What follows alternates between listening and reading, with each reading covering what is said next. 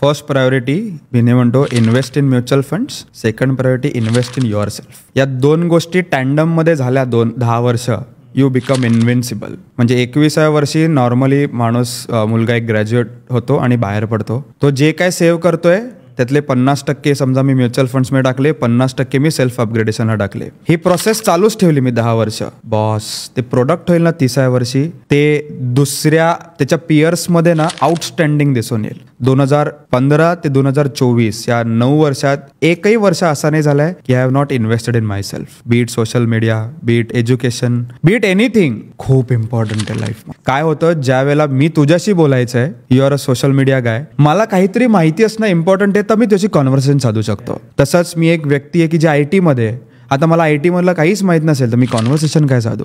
And conversation चालू करणं आणि ते चालू ठेवणं इज व्हेरी इम्पॉर्टंट जेव्हा तुमची रिलेशनशिप एस्टॅब्लिश होते. Invest in your self, invest in mutual funds, that's it.